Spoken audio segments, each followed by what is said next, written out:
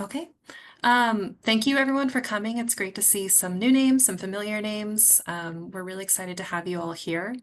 I have the joy of introducing our speaker, who some of you have met already. He just said hello. And this is Edmund Cito, who is my supervisor here at the center and is also a professor in the Department of Environmental and Occupational Health Sciences here at the University of Washington School of Public Health.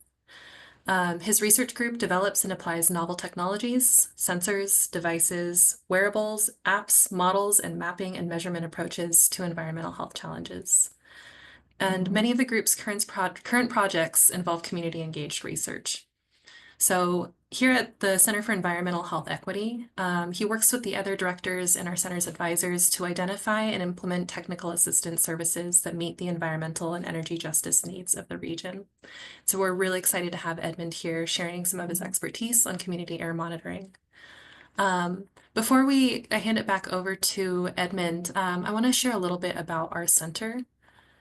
So, as I mentioned, we are the University of Washington Center for Environmental Health Equity, which is kind of a mouthful, so we call it CHE for short. We are one of 17 EPA-funded Thriving Communities Technical Assistance Centers. And so really what we are is we are a free pro bono technical assistance center working with community-based organizations and tribes across Region 10, so Alaska, Idaho, Oregon, and Washington. And we provide technical assistance related to community environmental health and energy projects. So some of what that can look like are help with, so we have our menu here. So things like facilitation, collaboration support, help identifying priorities and developing plans, even just being kind of like a sounding board for ideas for different projects in your community. We can also help out with things like doing a literature review or diving deep into an environmental health topic to help identify some best practices and sources for you. And then something that I really think is our bread and butter is we help with identifying and preparing funding proposals for projects. So helping get the resources for your projects ready. And we'll go back over our center at the end of this, but if you want to learn more, you can use the QR code here on this screen. You can also email us at che@uw.edu or give us a call at 206-543-0608. And I am one of two community or outreach staff, so my colleague Allison Harada is not able to join us today, but we're the folks on the other end of the screen. So um, we hope to hear from you soon, and I'll pass it back to Edmund. Right. Thanks, Leah. So I've got about 20 slides, so hopefully I won't be too long-winded. It'll leave us a bit of time for some questions. But I thought, maybe we could start with a little bit of background for why a number of community groups have been adopting their own air monitoring strategies. And, by way of providing a little bit of context, there are responsible parties who are in charge of maintaining air quality. So under the Clean Air Act, there are national ambient air quality standards that require monitoring for 6 criteria air pollutants in communities across the United States. And these criteria air pollutants, that's a term. It refers to pollutants like lead, carbon monoxide, nitrogen dioxide, ozone, 2 different kinds of PM, PM 2.5 and PM 10 particle matter, and sulfur dioxide. Next slide, please. And these different pollutants are actually important because um, they're related to the health of the environment as well as to human health. That's why they're listed as criteria air pollutants. But they also reflect, different things that oftentimes communities care about as sources of pollution and sources of emissions within their communities. And so if you look at, this figure over here, you may recognize a number of these issues within your own community that may be causes of concern either for the health of the environment or the health of children, elderly, and other folks in your neighborhoods. And so you'll hear these different types of pollutant sources, oftentimes categorized as mobile sources. This is typically, planes, trains, and automobiles. Those sorts of transportation sources is referred to as mobile sources. You also see a number of different air pollutant sources referred to as stationary sources. And these might be kind of industrial sources like refineries, power plants, and other types of industrial facilities that have smokestacks and other sorts of things that emit pollution into the atmosphere. Um, and then you have general area sources like entire urban communities um, or agricultural areas, that sort of thing. Oftentimes residential areas, particularly here in the Pacific Northwest. We still burn a lot of wood for residential heating, and that oftentimes is a large area source over some of our residential communities. And then we have natural sources as well. So things like wildfire smokes, windblown dust, volcano emissions. Those are examples of natural sources. Next.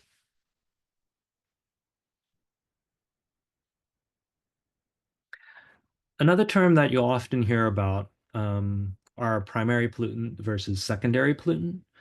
And primary pollutants are typically those things that are directly emitted from sources. So, for instance, in the case of mobile sources, we're typically talking about tailpipe emissions. And so those would be an example of a kind of primary air pollutant that's directly emitted from the source into the environment.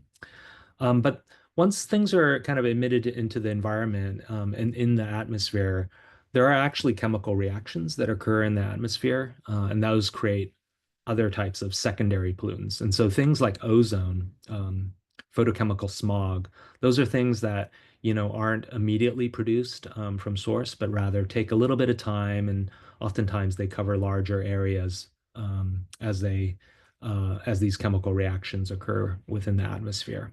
And I mention all of this because, as you think about your own communities and the types of issues that you may be concerned with, not only does it affect kind of where you do your measurements, um, how you do your measurements, but also the kinds of things, the kind of pollutants that you might be interested in. Because if you look at each of these arrows, you could see, they point to different types of pollutants that you may be concerned about measuring. Next.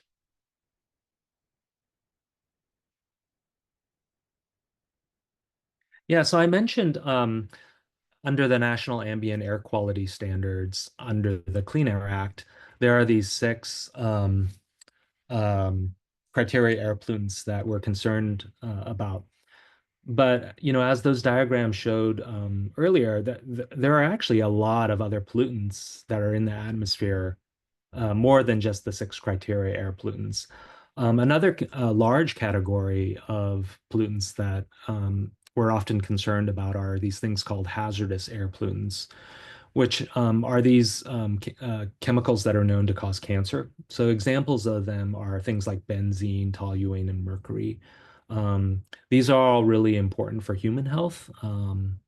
There's 187 hazardous air pollutants, and they're also regulated under the Clean Air Act. They're measured differently. Actually, each of these pollutants are measured in a slightly different way from each other. And so it's helpful to kind of understand, are you interested in criteria air pollutants? Are you interested in hazardous air pollutants? Which ones? And it's challenging because if you start summing these things together, you certainly get into the hundreds of different pollutants that a community might be concerned about. Next. Yeah, one thing that often comes up in community conversations, and for good reason, is particulate matter. And so I thought I would pull this out as a particular example. So PM is one of those criteria air pollutants. And actually, you can see from this image over here, particulate matter comes in different sizes. We're talking about, typically particles that are smaller than the width of a human hair. That's that big, long gray shaft that you see sort of running through this image here. So PM10 is actually smaller than a human hair. Those are these blue bubbles. And PM10, you can see from the figure, it's oftentimes related to dust, pollen, mold. That those are the typical sizes of stuff that constitutes PM10. And then if you look at the topmost blue bubble, you can see some red bubbles inside of it. The red bubbles represents the size of PM 2.5, um, which are even smaller. These are the 10 and the 2.5 are microns in size, um, micrometers, if you will. And you can see at the PM 2.5 level, typically you're talking about products of combustion.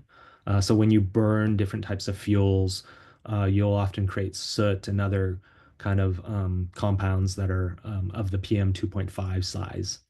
Um, and you can see PM is generally a combination of solid particles as well as liquid droplets. Sometimes it's a solid particle wrapped around a bit of gooey stuff on top of it. And what makes PM really challenging is, there's not a single composition of PM 2.5. It's not a single kind of thing, but depending on where you live and the mixtures of different types of combustion products that are used, fuels that are used in the community, but also whether or not you've got dust, pollen, all of that can vary from community to community as well. So the composition really can vary quite dramatically. I should mention, particularly for a lot of the Pacific Northwest communities, wildfire smoke is a major concern, and wildfire smoke is one of the sources of PM. And so this is oftentimes we'll measure PM 2.5 as an indicator of combustion, wildfire smoke combustion. Next.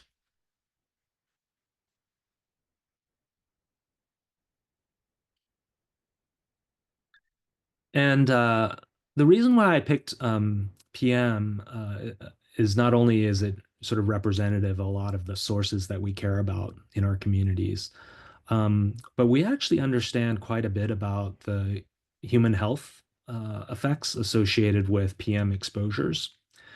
And so you can see, a long list of different health effects associated with PM exposures. It can affect both your lung as well as your heart, so your respiratory system as well as your cardiovascular system. Um, and it also causes premature mortality. So people who live in more PM 2.5 communities are at risk of living uh, less longer lifespans than those people who live in cleaner communities without um, as high PM 2.5 concentrations. And a lot of the health effects associated with PM 2.5 have to do with these being really small particles. So you can see from the figure here that, with PM 2.5, it's so small that it gets into the deepest crevices of your lung. And it can actually, as you breathe in PM 2.5 and you exchange air through your lungs with your bloodstream, particles will pass into your bloodstream and you get a lot of systemic effects as these particles travel throughout your body. And so that's why you see such a large list of different human health effects, including those that happen within your cardiovascular system. Next. So, so under the Clean Air Act, uh, we have these criteria air plumes, and we do air monitoring to determine whether or not we're meeting regulatory standards. And so you can see some examples of what a typical regulatory air monitoring station looks like. It's usually a site. Sometimes there'll be a trailer filled with instruments, and you'll see a bunch of inlets and equipment on the roof of these trailers where they'll be drawing in air to sample the air to make air pollution measurements. Um, And these are fairly complicated and costly sites to set up and maintain. And so consequently, when you look at a map, like you can see down here, this is centered on Washington State, which is where I live. You could see, there are quite a few sites, but they're not everywhere. The sites are kind of these green dots that are on the map. And so you could see that, in rural areas, there's quite a bit less coverage. And in areas where fewer people live, there tends to be less coverage. Um, and so that's part of the motivation, I think, why a lot of communities take it upon themselves to try and fill in some of the spatial gaps in maps like this, where there isn't air quality information through the regulatory monitoring network. And so, EPA doesn't do regulatory air monitoring themselves. Oftentimes, they delegate the responsibility to the states, local, and tribal agencies to do the air monitoring for them. And you can see, certainly as I said earlier, it's not done everywhere. Next. So for those of you who are interested in accessing information from the regulatory air monitoring network, there are some actually nice information portals to get access to data. One tool that's provided by the US EPA that links together all the monitoring that's done across the nation is the AirNow system. And so if you simply want to, okay, I'm not interested in setting up my own monitoring. I just want to know, what the regulatory air monitoring network says about the air quality. Is it good? Is it bad? You can access something called the Air Quality Index or the AQI by entering your address into the AirNow website. And that's what is shown here. You'll see this infographic, which is color coded, showing you the AQI level. And so if it looks green, it's a low AQI level, and it's got a label on it. It's good air quality. Whereas if you get into the maroon colors, it's hard to see, but when you get into the maroon color, the other end of the color spectrum, it's a really high AQI level, and the label there is hazardous. So hazardous for human health. And then you've got this gradation in between. Um, and in the middle, it's around when you get into the orange level. That's when we would need to be cautious about human health, especially for sensitive populations like the elderly and those with asthma. If you're interested in raw data from the Regulatory Air Monitoring Network, that's also available through the Air Data website. And so you could see you can get tools to visualize the data as well as download tables of data for those of you who want to do your own data analysis. So that's the Air Data website. Next. Yeah, so that brings me, okay, so if the existing regulatory air monitoring network isn't what you want, and the existing tools to access data from that network isn't what you want, and you really want to help fill in some of the data gaps that the state, local, and tribal agencies uh, have with their monitoring network, that brings us to community air monitoring. And I've shown some examples here.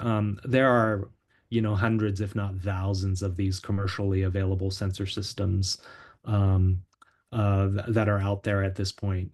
So these are just three examples that you may have heard of, or you may have heard of other community groups using for their projects.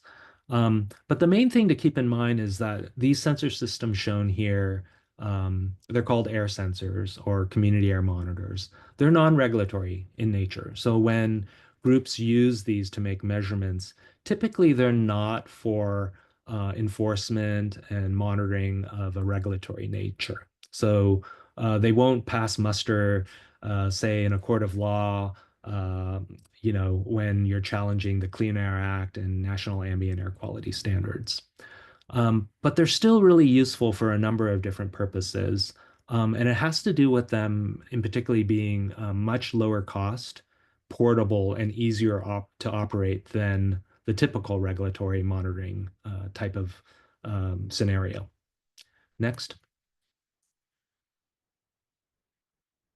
Yeah, so So what are those use cases? Why would a community actually want to use air sensors? Let's go to the next slide. So I thought it would be interesting to show what we actually have here in our air district.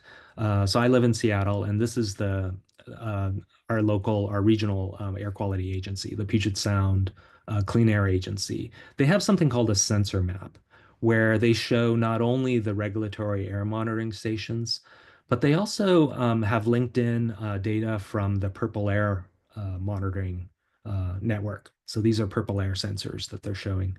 And you can see the difference in the icons. And so the stars uh, are the agency monitors for regulatory monitoring. And all the circles are the purple air monitoring sites. And so you can see there's not that many stars on the map.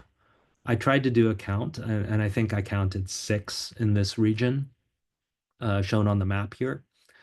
But there's quite a few more. I didn't do a count of all the little circles, but you can see what community and citizen scientists have been able to do by launching their own purple air sensors. They filled in a lot of the gaps that exist within the regulatory monitoring network. Some of these sensors are like a block apart, which maybe I might argue is a bit overkill. But nevertheless, yeah, we have a lot more information. And so thinking about like, if there were hot spots that existed in between the stars, we'd probably be able to pick up those hot spots much easier with the Purple Air Monitoring Network. Um, so it's kind of being able to see the invisible when we actually have this alternative sensor network providing data. Next. Yeah, so that's really kind of the first point is we have the potential for much more local air quality information. And the other thing I want to mention is that, when a community group is thoughtful and in planning the locations of these, those monitoring sites don't have to be arbitrary. They could be really specific to community concerns. And so selecting sites where they're important for community members is really important. And that doesn't always happen with the siting of regulatory air monitoring.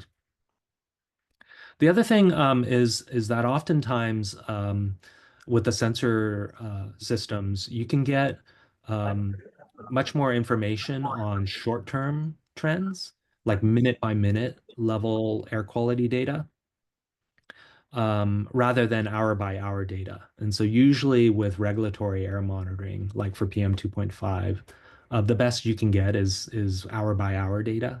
And so you may be missing some things, really short episodes of air pollution from the regulatory air monitoring that you can actually capture with sensors. And then what's shown in this picture here is another sort of capability of portable air sensors, is that you can carry them around or you can drive around with them. And so you can also get these spatial patterns of air pollution, and you can see, with the color coding, some of these hot spots that emerge when you're able to carry a sensor around, something that you can't do with a regulatory air monitoring trailer.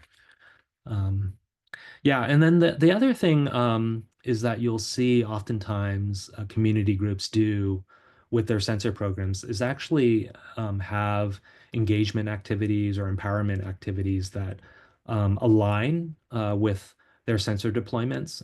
And so, for instance, you might have schools involved or youth groups involved. And so there's also opportunities for building educational programs as well as environmental awareness by involving youth um, and schools in your sensor deployment activities. Next. Yeah, so in thinking about uh, planning out a sensor project, there's a lot of different considerations, and particularly because there's so many different options and so many different questions that could be potentially addressed by sensors.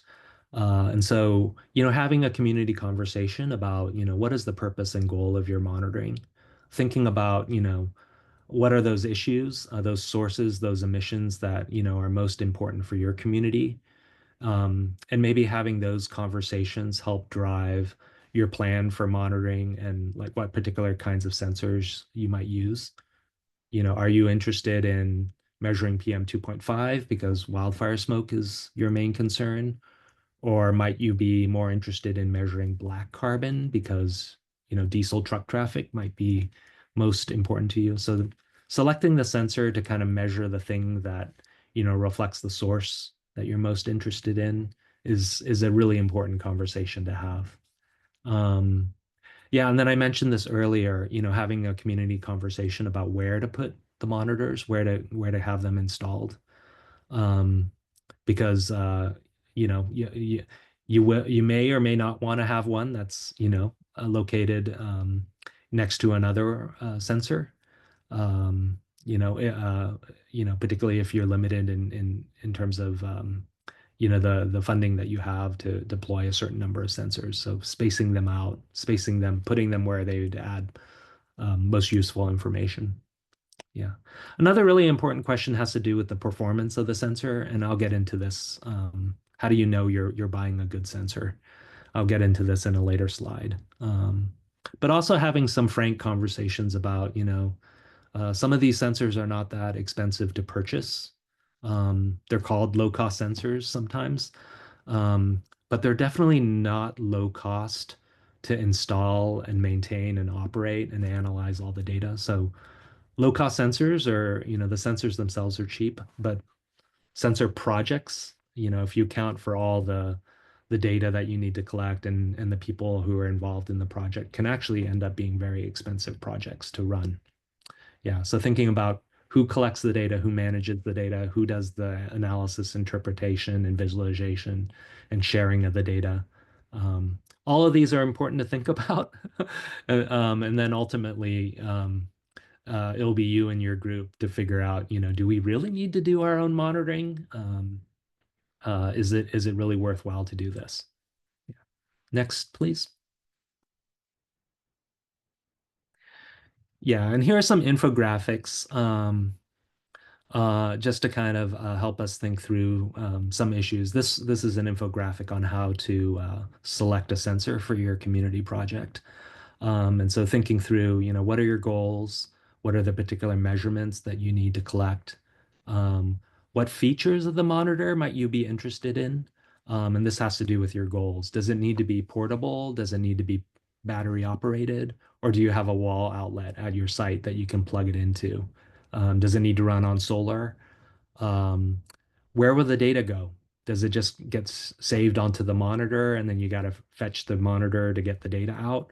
Or does it connect to cellular or Wi-Fi, and then is there added cost associated with, network connections and that kind of thing?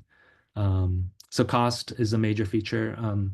These systems can cost anywhere from like around $100. Like a Purple Air monitor is on the order of a few $100s to systems that cost several thousands of dollars. And again, it depends what it's measuring and some of those monitor features that you may find to be really important. Yeah. Um, and then there's other costs too, cost considerations. Some folks are selling monitors. Some folks have a kind of annual fee, a leasing kind of arrangement associated with their monitors. So these are things to kind of explore with the different vendors that are out there. Data quality is a really important thing. And so as you're looking for sensors, you might ask around folks who have other people use them. What have they found about the data quality? You might ask your local and regional air quality agency if they have sensors that they recommend because they understand something about the data quality. These are important. These are useful conversations to have with folks. Just like you would buy anything, it's always helpful to get a recommendation and get other people's experiences with them. Yeah. The other thing that you might ask others for when you talk to folks about recommendations is questions about ease of use and technical support. So when there have been issues with the monitor, if it's, you know, if if there have been some technical difficulties, or if the monitor broke, what does technical support look like from the vendor? Has it been easy to get help? Has it been easy to get a warranty claim? That kind of thing. Um, yeah. Next.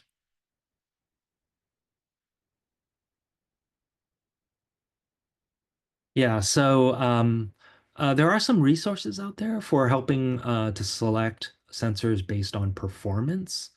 Um, there are a couple different agencies in the US that have done some testing of different sensor systems. The US EPA, the Office of Research and Development, on their website, they have some sensors that they've evaluated, and so you can look at their reports.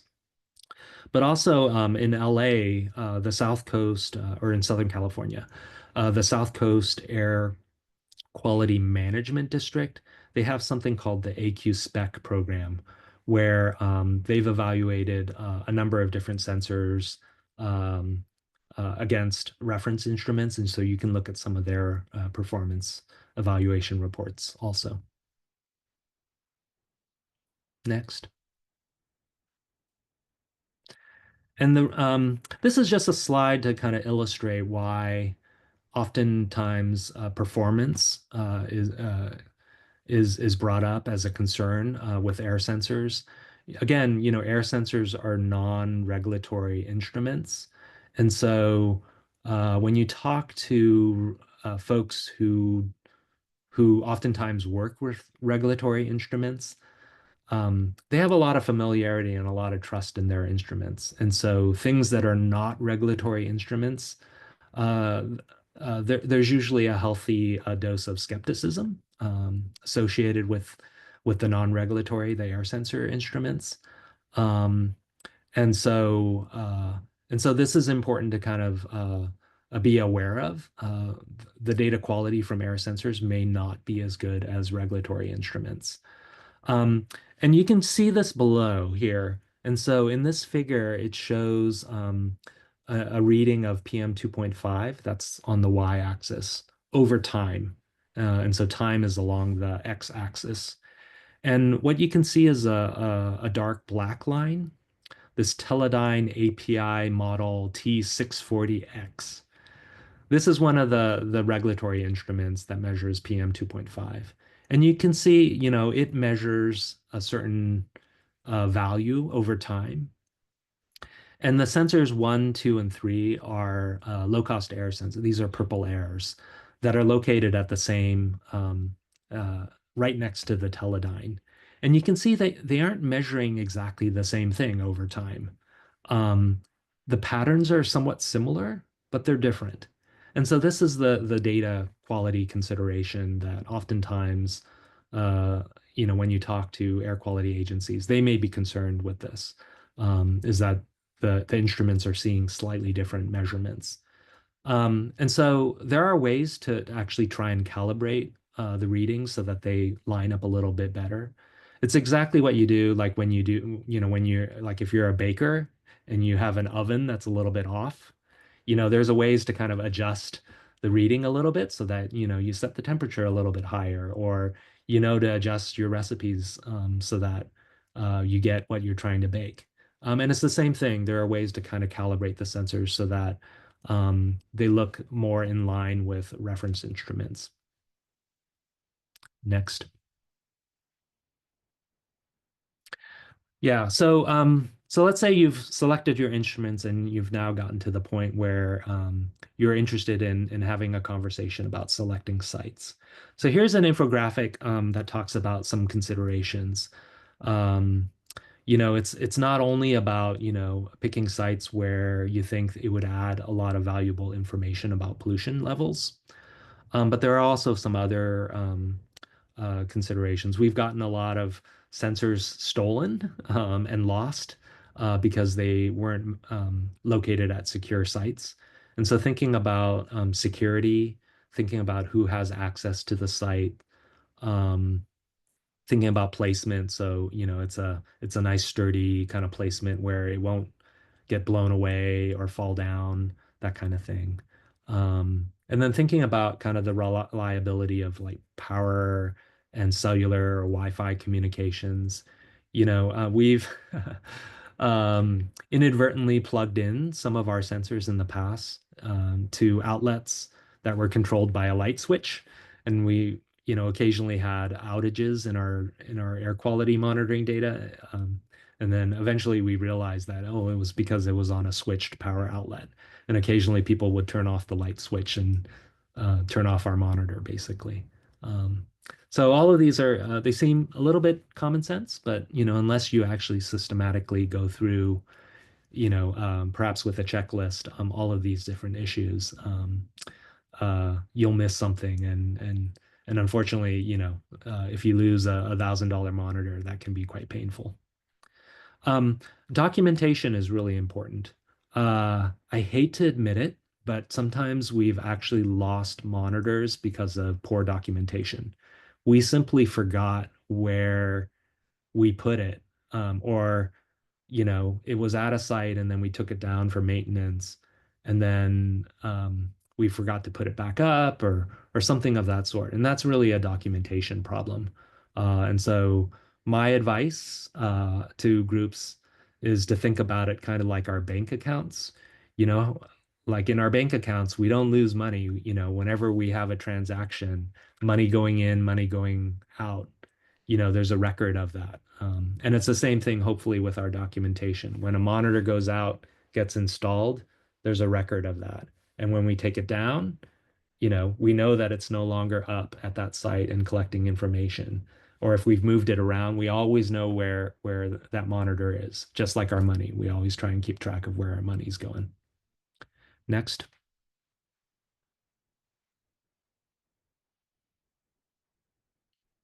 Yeah, so another thing to think about as we start to do our deployments is roles, responsibilities, and opportunities for collaboration. And so I've listed a few questions to think about. Who will be responsible for installing, managing, and maintaining the monitors? It's not uncommon for these things to get, filled with spider webs and dust. And so, so you got to go visit them and maintain them over time. Similarly, who's going to be responsible for collecting, processing, and analyzing and maintaining all the data? Very, very quickly, because these systems collect minute by minute data, oftentimes you'll end up with gigabytes of data that you'll be managing. And someone will have to be the keeper of that data and the owner of it.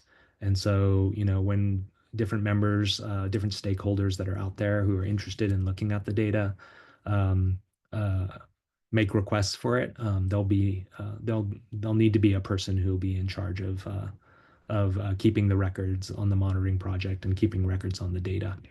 Yeah. Who's going to be responsible for data quality? And the data quality issue, I think there are opportunities for collaboration, particularly because a lot of the guidance, best practices that you'll have out there for looking at data quality have to do with these things called co-locations. And so here you can see the picture on the right is an example of a community group collaborating probably with their local agency, their local air agency, on a co-location experiment where they've got their sensors mounted right next to regulatory instruments so that they can compare the performance, the readings between the two. So if there has to be any corrections or calibration work, um, uh, you've got a partner in helping you do those corrections. Yeah. So it's always my recommendation to discuss your project plans with local, state, and tribal agencies in your area and see whether or not that they could provide some technical assistance to you.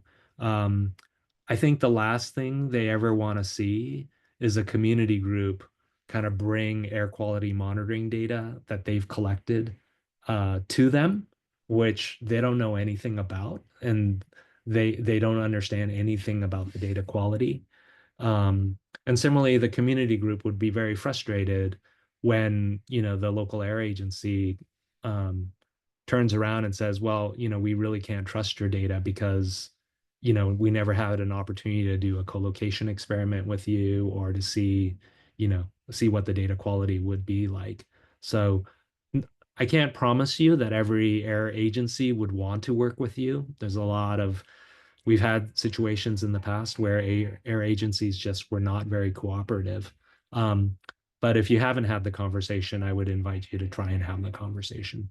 Yeah. And similarly, they can talk to you about this issue of quality assurance project planning.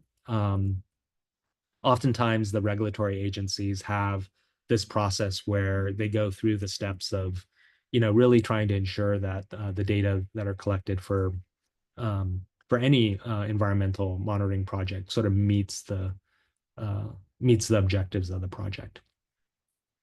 Next.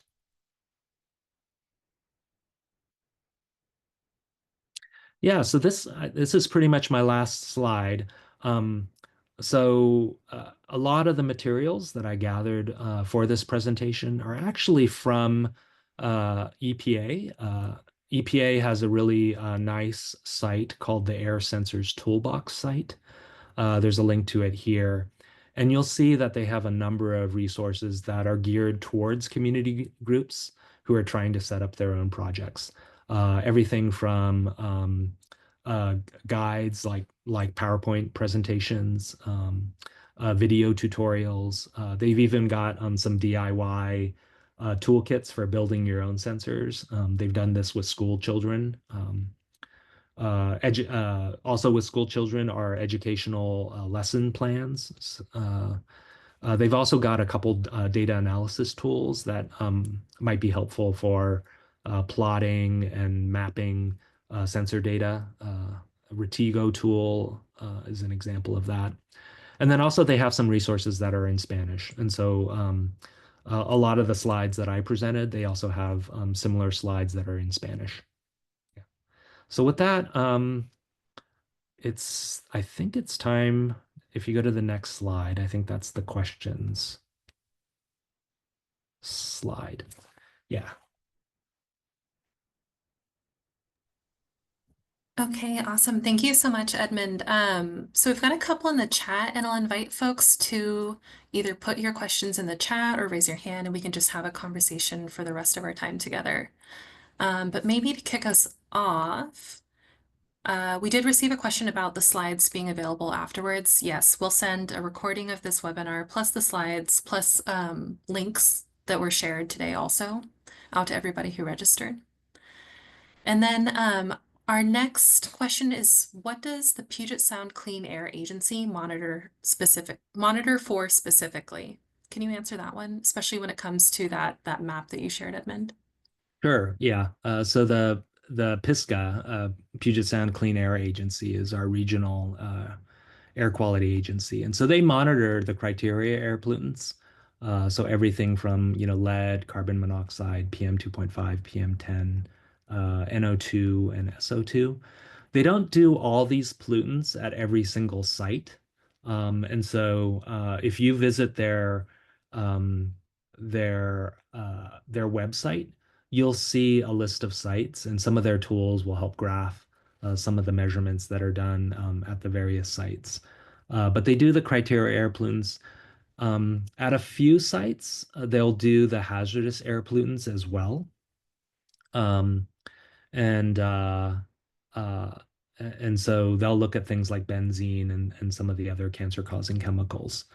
And then for the sensor map that I showed, they're using the Purple Air monitoring data. So the Purple Air monitoring data is mainly particles. And so they'll provide measurements of PM 2.5 and PM 10 from the purple airs. That's just the capability of that particular, kind of air sensor. Awesome. Thank you so much. So our next question, and I apologize, I don't actually know what some of these acronyms stand for, so feel free to correct me. But is there a plan for the Washington State Department of Ecology Senswa, SENSWA, to overlay their new monitors with the agency ones, the green stars on the Puget Sound Clean Air Agency site in this Pisgah Purple Air site. Yeah, so the Washington State Department of Ecology, so that's the state level environmental agency that's responsible for air quality. And they have their own set of air monitoring sites. And they've developed their own air sensor system. So it's not commercial, but it's something that they developed in-house, called the SenseWA. I think I think that's how you pronounce it. And it measures particles as well as some gas pollutants as well. I don't recall exactly all the different things that they measure, but I think the plan is to do those co-location experiments where they would co-locate and calibrate them against reference instruments.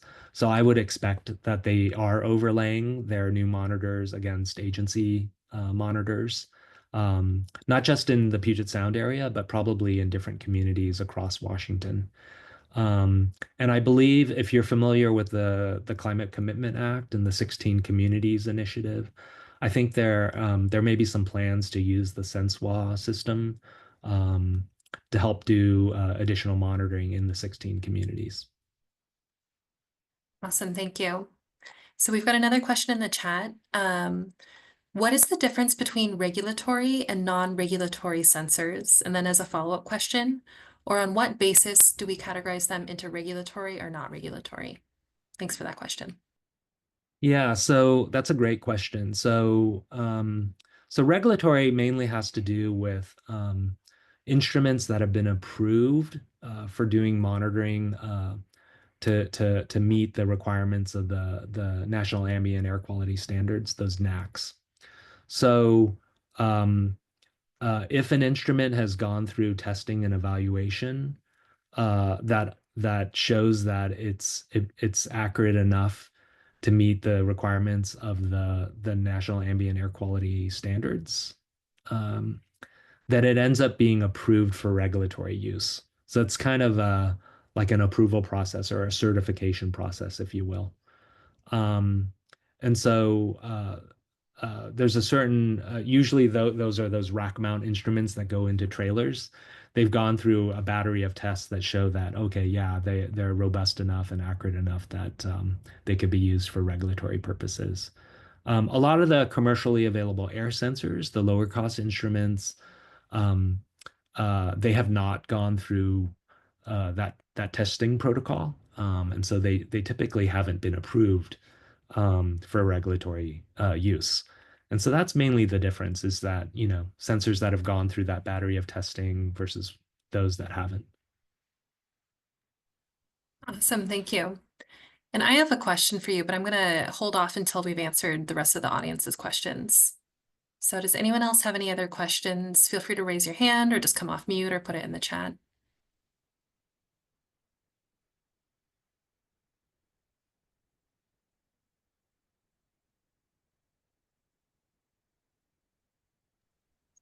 Excuse me.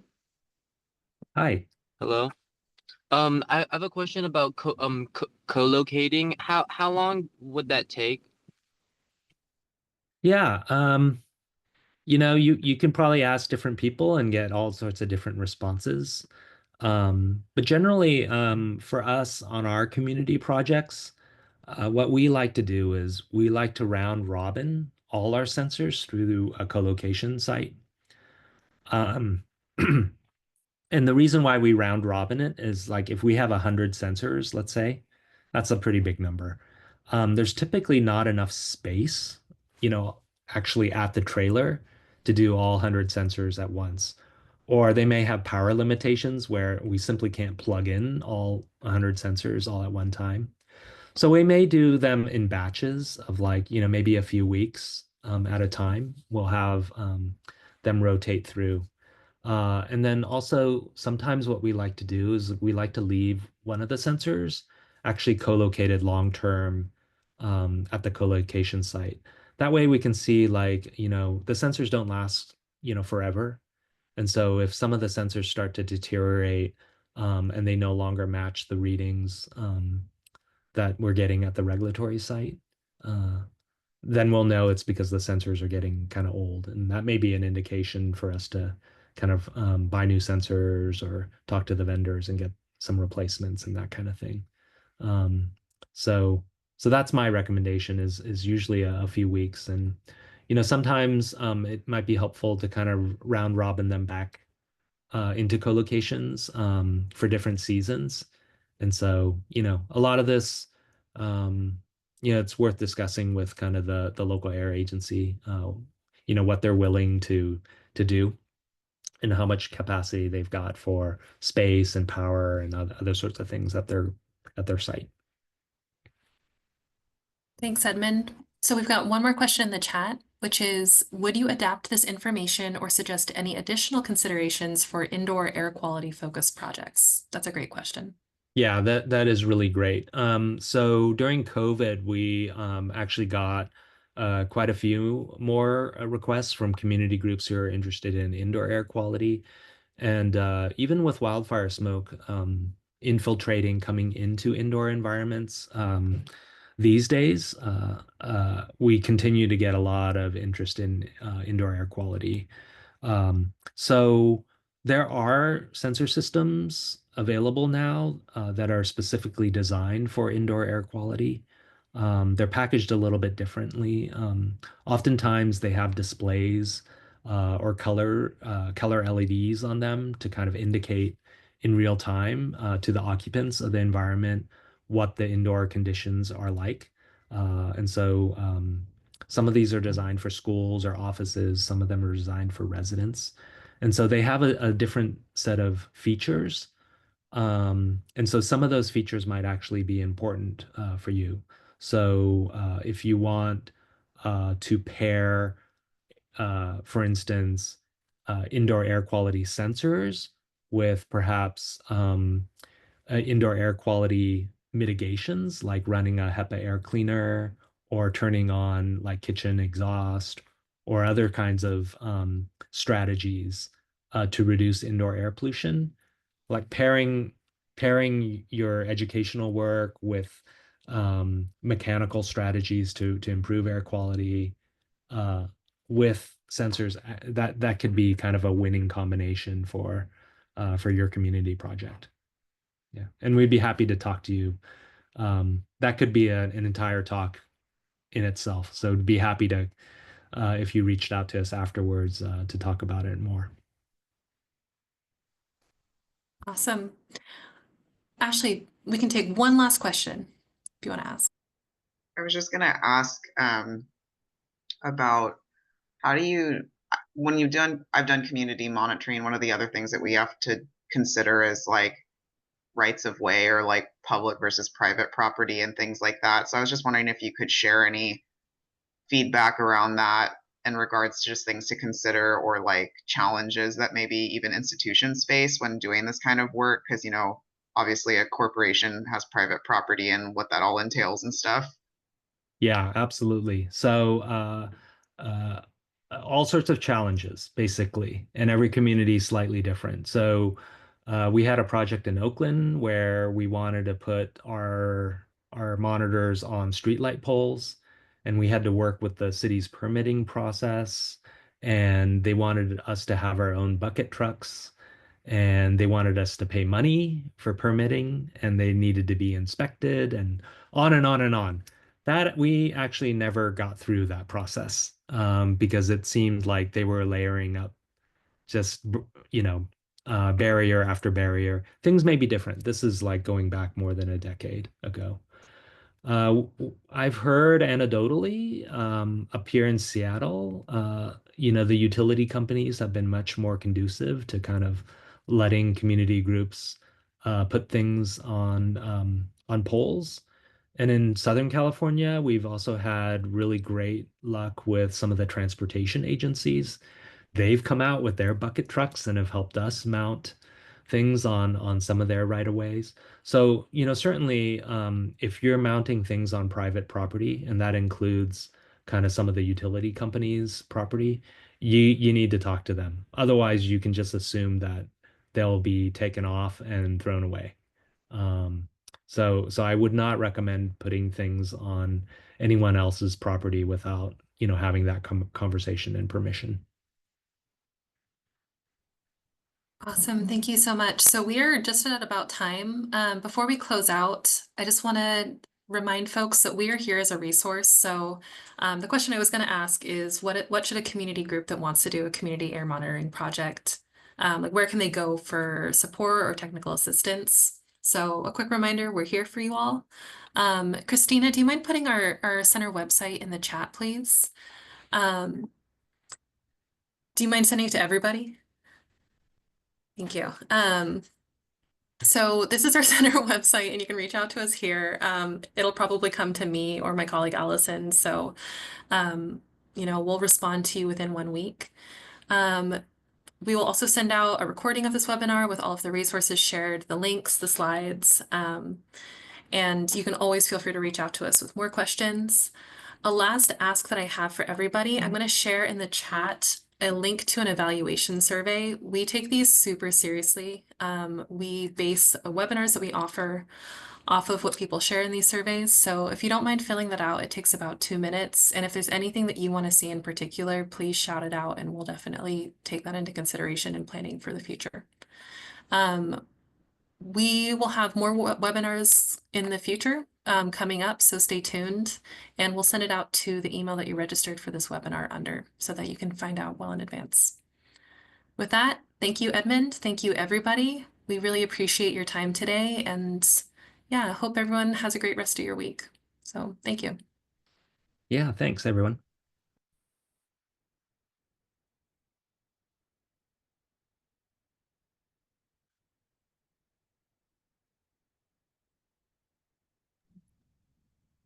All right, I'll close out the webinar. Thanks all.